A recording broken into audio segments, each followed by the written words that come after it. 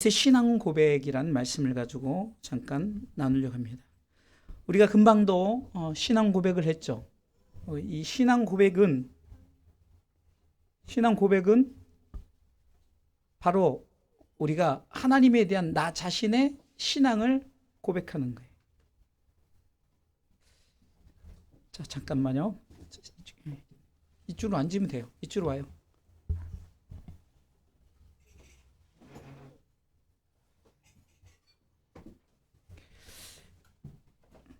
오늘 다윗은 신앙 고백을 하는데 무슨 고백을 하느냐? 그가 우리아의 아내 밧세바를 취했어요. 그것도 그냥 범죄를 한 것이 아니라 이 우리아는 그 당시에 이 다윗의 충직이었어요. 심지어는 전쟁에 나가도 집에 들어가지도 않고 그냥 오직 다윗을 위해서 충성을 하는 사람이었습니다. 그럼에도 불구하고 이 다윗은 옥상을 거닐다가 그 목욕을 하는 이 밧세바를 보고 그가 마음에 그런 하나님 앞에 범죄를 계획하고 그 범죄를 저질렀어요. 어떻게 보면 우리가 사울 왕과 다윗을 비교했을 때 우리가 생각할 때는 사울 왕은 단순한 교만, 그렇죠? 교만, 그것 때문에 버림받았잖아요.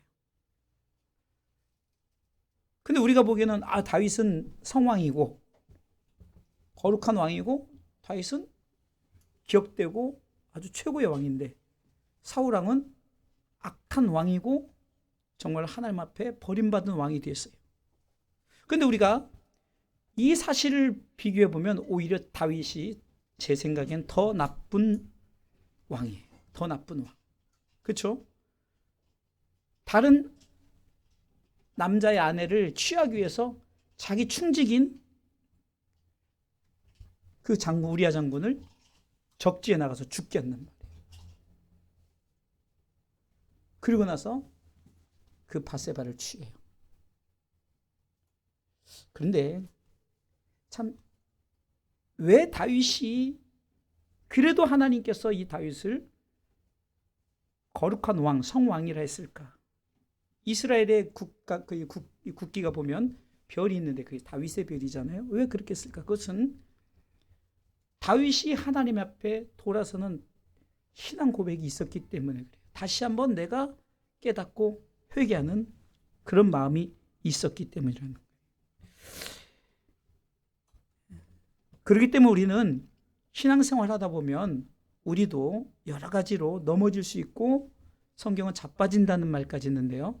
그런 올무에 걸릴 수가 있지만 그러나 중요한 것은 이 다시금 자신을 돌아보면서 신앙 고백을 하는데 바로 이 고백은 회개의 고백이라는 거예요.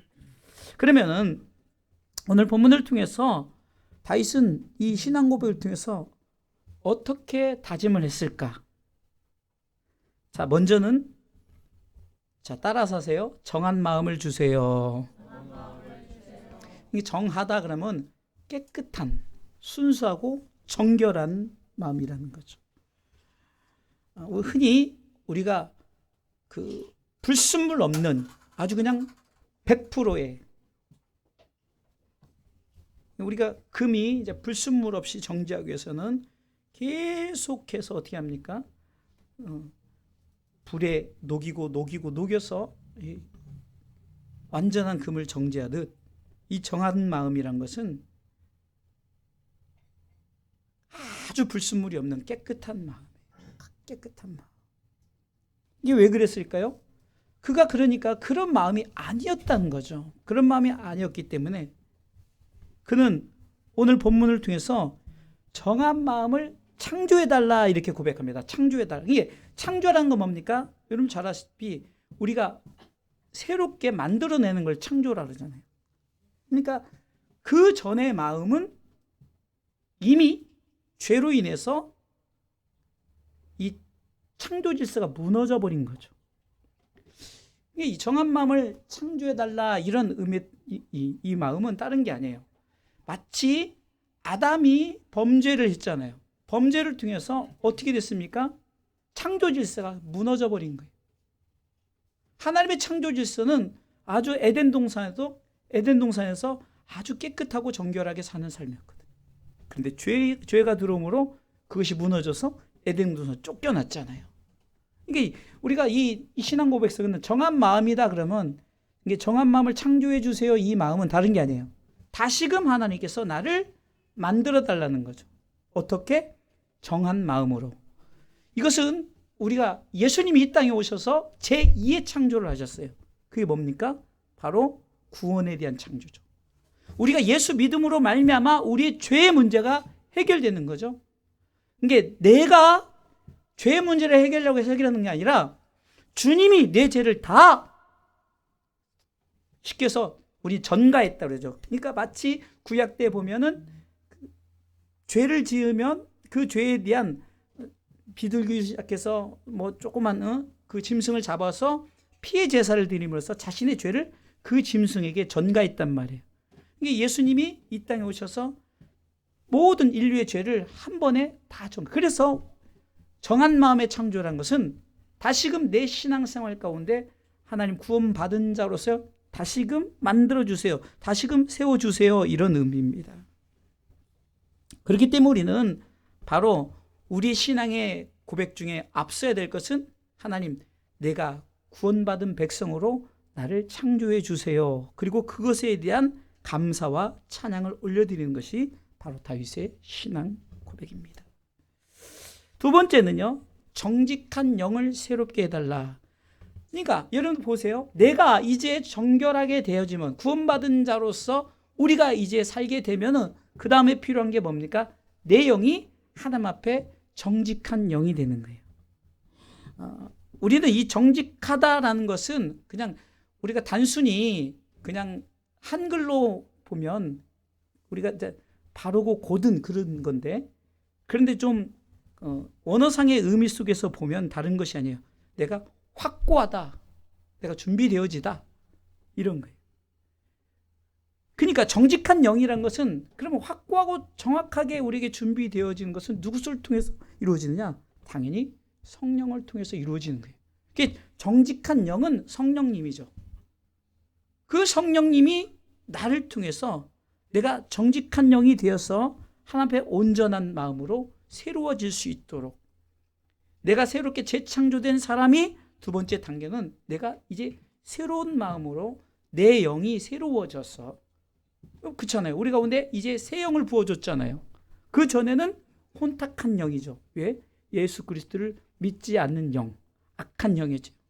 아까도 말씀처럼 죄에 대해서라 하면 뭐라 그랬어요? 나를 믿지 않는 것, 예수 믿지 않는 것. 근데 예수 믿음으로 말미암아 죄의 문제가 해결이 되니까 당연히 내 속에 정직한 영이 세워지는 거예요. 이것이 새롭다는 것은 늘 새롭게, 늘 새롭게. 여러분들, 우리가 새롭다는 것은 오늘 새롭다고 해서 내일은 또 새로워지지 않을 수 있는 거예요. 이 말은 자꾸 반복적으로 내가 새로운 피조물로서, 고린도후서 5장 17절 말씀처럼 이전 것 아니라는 거예요. 옛 것 아니라는 거예요. 이제는 새로운 피조물로 됐으니까 새 것이란 말이에요. 새롭게 창조된 이 새 것의 삶을 살겠다는 고백입니다. 또한 세 번째는 어떤 마음이 있습니까? 나를 쫓아내지 마옵소서. 이 말은 바꿔서 얘기하면 나는 성전에서 살겠습니다라는 거예요. 좀 우리 가운데 맞는 얘기로는 예배자로서 살겠습니다라는 거죠. 하나님께서 우리 가운데 이제 새롭게 재창조를 하셨잖아요. 그러니까 내가 새 영으로 살아가겠습니다, 이렇게 고백하는 자는 어떤 자입니까? 나는 예배자로 살겠습니다. 자, 따라서 나는 예배자로 살겠습니다. 자, 예배를 드릴 때 이왕이면, 자 보세요. 예배를 드릴 때 이왕이면 우리가 진정한 예배자의 모습을, 제가 항상 예배를 드리기 전에 요한복음 4장 24절 말씀을 여러분들에게 제가 읽잖아요. 하나님은 영이시니 예배하는 자가 신령과 진정으로 예배할지라. 이건 마음의 자세를 말합니다. 성령님 나를 예배 가운데 인도하시고 내가 말씀 가운데 세워지도록 그런 마음의 자세를 가지고 예배를 드리지 않으며 순간순간에 마귀는 우리로 하여금 자꾸 우리를 넘어뜨리려고. 그래서 우리가 지난주에 금요일에도 다른 것을 기도한 게 아니라 우리가 의인의 간구, 역사하는 힘의 기도는 하나님께서 우리 가운데 다 쫓아내 주시고 막아주시고 하나님이 다 책임져 주시는 거예요. 예배를 통해서 우리가 사단은 우리로 하여금 보세요. 지금도요. 순간순간 딸그락 소리 이런 소리 있잖아요. 지금도 나잖아요. 이런 소리가 예배 방해가 돼요. 그럼 어쩔 수 없어요. 몰라서 하는 걸 어떻게. 근데 우리로 하여금 자꾸 거기에 가지는 거예요. 그러나 우리가 정신 차리면 정신일도 하사불성이라고 그러죠. 우리 정신 차려서 중심을 갖고 나가면 앞에 저만 보이게 되는 거예요. 저만. 주의 말씀만 듣게 되는 거예요. 이게 여러 가지 사단은 우리로 하여금 그러지만 그런 마음의 준비를 내가 딱 갖는다는 것은 예배자의 자세예요. 그러니까 내가 예배를 드리겠습니다. 예배자의 자세로 하나님 앞에 늘 서겠습니다. 이 고백이 하나님이 그 신앙 고백을 통해서 하나님께서 다윗을 거룩한 왕으로 세워주신 줄 믿으시기 바랍니다. 또 네 번째는 주의 성령을 거두지 마옵소서. 여러분 따라서 성령이면 충분합니다. 여러분 우리가 때로는 내 의지도 되는 것 같지만 그렇지 않아요. 예수님께서도 처음에 공생의 사역을 시작할 때 그 요한에게 세례를 받잖아요. 그럴 때 하늘이 열고 하나님께서 말씀하십니다. 이는 내 사랑하는 아들이라, 내 기뻐하는 자라. 이럴 때 비둘기 같은 성령이 임했어요. 사도행전 10장 38절에는 성령님이 바로 예수님을 성령과 능력으로 기름 붓듯 하셨어요. 그래서 우리가 성령 없이는 사역을 할 수 없는 거예요. 성령 없이는 신앙생활을 할 수 없어요. 생각해 보세요. 성령이 떠나면 속에 남는 게 뭘까요? 악한 영인 거죠. 악한 영이 있는데 성령이 임하면 악한 영이 도망가는 거예요. 없는 거예요. 그래서 성령을 거두지 말라는 것은 성령이 떠나시면, 주 떠나가시면, 성령님이 떠나가시면 나 아무것도 아니라는 거예요. 그냥 흙덩어리밖에 불과한 거예요. 그렇기 때문에 우리가 성령님 늘 내 마음에 함께 해달라고. 이것이 신앙 고백이 되는 줄 믿으시기 바랍니다. 마지막으로는요. 구원의 즐거움이에요. 구원의 즐거움. 여러분들이 즐겁고 행복한 일을 하잖아요. 즐겁고 행복한 일을 하면은 무엇 때문에 여러분들 즐겁고 행복할까요? 그것이 너무 좋기 때문에. 내가 예를 들어서 어떤 재밌는 드라마를 본다, 어떤 영화를 본다, 아니면 어떤 게임을 한다. 뭐 때문에 하죠? 즐거움 때문에 하죠. 근데 이 구원의 즐거움이란 것은 상당히 우리 가운데 재미없는 즐거움이죠. 재미없는. 뭐가 재밌겠어요? 맨날 예배드려, 맨날 찬양해, 맨날 기도해. 어떻게 보면 재미 하나도 없는 즐거움이에요. 그런데 이 즐거움이 떠나가면 우리는 흙덩어리밖에 되지 않는다는 거예요. 그래서 우리는 항상 내가 정말 하나님 앞에 새로운 영으로 살려면은 이 구원의 즐거움이 내게 항상 있어야 되는 거예요. 마치 게임의 즐거움을 갖듯 내가 좋아하는 어떤 오락의 재미를 갖듯 우리가 하나님 앞에 구원받은 자로서의 삶 가운데 이 구원의 즐거움, 이 신앙생활이 내게 늘 있기를 원하는 마음이 바로 이 다윗의 신앙 고백이에요. 그렇기 때문에 오늘 본문을 통해서 다윗이 이렇게 했더니 하나님께서 사도행전 13장 22절 말씀 보겠습니다. 사도행전 13장 22절. 어쩌면은 폐하시고에 이 다윗이 들어갈 수 있어요. 폐하시고에 이 다윗이 들어갈 수 있는데 이렇게 신앙 고백을 통해서 다윗이 하나님 앞에 마음에 합한 사람이 되었어요. 한번 읽어볼까요? 패하시고 다윗을 왕으로 세우시고 증거하여 가라사대 내가 이새의 아들 다윗을 만나니 내 마음에 합한 사람이라 내 뜻을 다 이루게 하리라 하시더니. 아멘. 바로 이겁니다. 우리가 실수할 수 있어요. 넘어지고 자빠질 수 있어요. 그러나 돌이켜서 하나님 앞에 나 자신을 돌아보면서 새로운 신앙 고백을 통해서 정한 마음을 주세요. 정직한 영을 새롭게 하시고 내가 성전에서 살며 내 주원의 구원의 즐거움을 가운데 살게 해달라고 이렇게 고백을 했더니 하나님께서 모든 죄를 다 용서해 주셨어요. 그리고 하나님께서는 그를 다시금 세우시고 할렐루야 왕으로 세우셨어요. 이것은 우리가 하나님 나라에서 왕 같은 제사장으로서 베드로전서 2장 9절 말씀처럼 오직 너희는 택하신 족속이요 왕 같은 제사장이요 이 왕으로서의 하나님께서 이렇게 세워주신. 그럼 왕으로 세우시고 우리로 하여금 이 땅에서 무엇을 요구하게 하시냐? 바로 하나님의 마음에 합한 사람으로서 하나님의 뜻을 이루게 하시려고 이렇게 신앙 고백을 통해서 새롭게 해주신다는 사실입니다. 사랑하는 성도 여러분, 우리가 다시 한번 말씀 앞에 다시 한번 나를 돌아보는 거예요. 이것은 꼭 신앙생활에만 관련되어 있는 것도 아니에요. 영적인 것은요, 우리가 영적으로 이렇게 하면 육적인 것도 그렇게 되어진다는 사실입니다. 여러분들 속에 늘 새로워지고 여러분들 삶 가운데 날마다 회복되어지는 은혜가 있으려면 여러분들 영혼이 잘 되시길 주님의 이름으로 축원합니다. 요한삼서 1장 2절에는 사랑하는 자여 먼저 영혼이 잘 되라. 그럼 영혼이 잘 된 자는 여러분들 따로 공부 잘하게 해주세요 안 해도 영혼이 잘 됐더니 하나님이 지혜로 명철로 하나님께서 모든 이름에 뛰어나게 하시는 줄 믿으시기 바랍니다. 꼭 공부에 관련된 것도 아니에요. 내 삶 가운데 나를 통해서 이루시고자 하는 뜻, 내 마음에 합한 삶으로서 하나님의 뜻을 다 이루게 하시는 줄 믿으시기 바랍니다. 사실 저도 참 가방끈이 굉장히 짧은 사람 중에 하나입니다. 학교도 공업고등학교를 나왔고요.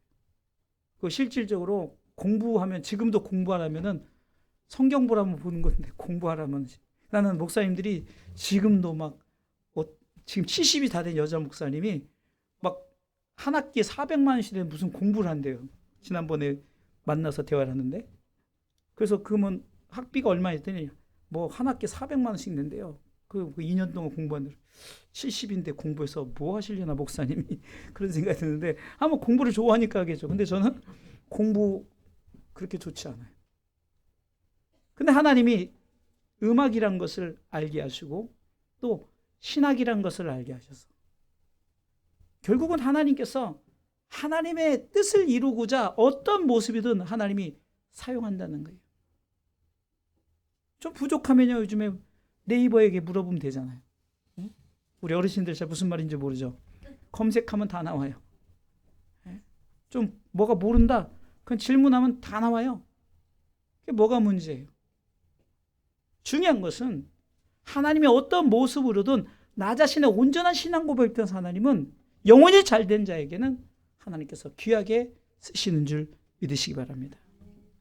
우리 아이들 중에는 어떤 뭐 악기를 잘하는 사람이 있고 춤을 잘 추는 사람이 있고 노래를 잘하는 사람이 있고 뭐 여러 가지 모습이 있을 거 아니에요. 근데 옛날에는요 오직 국영수를 잘해야 돼. 그죠? 국영수. 근데 요즘에는요 체육만 잘해도 그림만 잘 그려도 어떤 사람은 진짜 여러분들 정종철 진짜 못생겼거든요. 저는 진짜 봤어요. 근데도 인기 엄청 많아요. 이쁜 아내도 얻었잖아요. 왜요? 그 요즘에는 과들이 많으니까. 중요한 건 뭡니까? 우리 성도들이 각자에게 맡겨진 나 자신은 아유 목사님 내가 이제 나이가 이제 황혼의 나이인데 아니 어떤 나이든 상관없다니까요. 하나님께서는 영혼이 잘된 자는 하나님께서 그때그때마다 하나님께서 새롭게 하여 주시고 회복시켜 주시고 하나님의 마음에 합한 사람으로서 하나님 앞에 귀하게 쓰임받는 내 뜻을 다 이루게 하려 함이라 라고 저와 여러분들에게 말씀하신 줄 믿고 온전한 신앙 고백으로 우리가 하나님 앞에 바로 세워져 나가시기를 주님의 이름으로 축원합니다.